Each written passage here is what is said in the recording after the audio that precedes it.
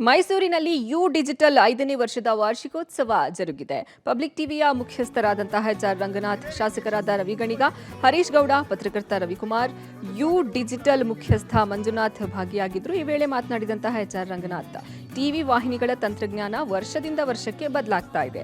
Cable ವ್ಯವಹಾರದಲ್ಲೂ ಬಹಳಷ್ಟು ಬದಲಾವಣೆಗಳು ಆಗಿವೆ. ಕೇಬಲ್ ಆಪರೇಟರ್ಗಳು ಕೇಬಲ್ ಬಿಸ್ನೆಸ್ನಿಂದಾನೇ ಜೀವನ ಮಾಡ್ತಾ ಇದ್ರು. ಈಗ ಆ ಪರಿಸ್ಥಿತಿ ಕೇಬಲ್ ಬಿಸ್ನೆಸ್ನಲ್ಲೂ ಇಲ್ಲ. ತಂತ್ರಜ್ಞಾನದ ಪರಿಣಾಮ ಕೇಬಲ್ ಬಿಸ್ನೆಸ್ ಉಳಿದುಕೊಳ್ಳುವ ಸಾಧ್ಯತೆಯೂ ಕಡಿಮೆ ಇದೆ.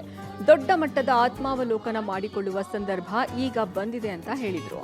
5ನೇ ವರ್ಷ ಈ ಇಂಡಸ್ಟ್ರಿನಲ್ಲಿ ನೀವು ಒಟ್ಟಾಗಿರೋದಿದೆಯಲ್ಲ, ಈ 5 ವರ್ಷದಿಂದ ಇಷ್ಟು ಜನ, ನನ್ನ ಪ್ರಕಾರ ಅದೇ ಈ ಪ್ರಪಂಚದ 9ನೇ ಅದ್ಭುತ.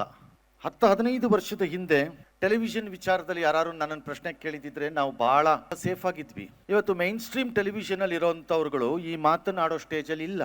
ನಮ್ಮ ಪ್ರೊಫೆಷನ್ ಬದಲಾಗ್ತಿರೋ ರೀತಿನ ನೋಡಿದ್ರೆ ಮುಂದಿನ ವರ್ಷಗಳಲ್ಲಿ ಆಗಬಹುದಾದ ಬದಲಾವಣೆಗಳು ಭಯವನ್ನು ಹುಟ್ಟಿಸ್ತಾ ಇದೆ. ಅದು ಆಗಿರೋದು ತಂತ್ರಜ್ಞಾನದಿಂದ.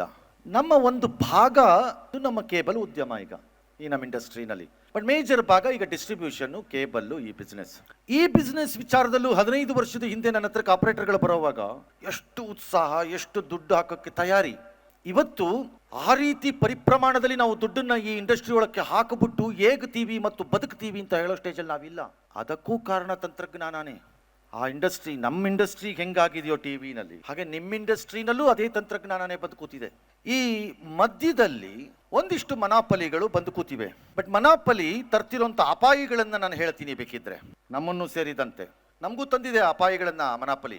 ಕೇಬಲ್ಲಿನ ದುಡ್ಡಿನಲ್ಲೇ ಜೀವನವನ್ನು ನಡೆಸ್ತಿದ್ದಾರೆ. 25 ವರ್ಷದ ಹಿಂದೆ ಇದ್ದ ಪರಿಸ್ಥಿತಿನಲ್ಲಿದ್ದಾರೆ ಅಂತ ನಾನೇನು ಅನ್ಕೊಂಡಿಲ್ಲ. 25 ವರ್ಷದ ಹಿಂದೆ ಇತ್ತು, ಅಟ್ಲೀಸ್ಟ್ ಮೆಜಾರಿಟಿಗಾದರೂ ಇತ್ತು ಅವತ್ತಿನ ದಿನ. ಆದರೆ ಈಗ ಹಾಗಿದೆ ಅಂತ ನಾನೇನು ಅನ್ಕೊಂಡಿಲ್ಲ. ಮುಂದಿನ ವರ್ಷಗಳಲ್ಲಿ ಈ ಬಿಸ್ನೆಸ್ಸೇ ಕಷ್ಟಕ್ಕೆ ಸಿಕ್ಕಾಕೋಬಹುದು ಅನ್ನೋ ಲೆಕ್ಕಾಚಾರ ಇದ್ದಾಗ ಮಂಜು ಮತ್ತು ಮಂಜು ನಡೆಸ್ತಾ ಇರುವಂಥ ಯು ಡಿಜಿಟಲ್ ಅಂತ ಬಿಸ್ನೆಸ್ಗಳು ಉಳ್ಕೋಬೇಕು.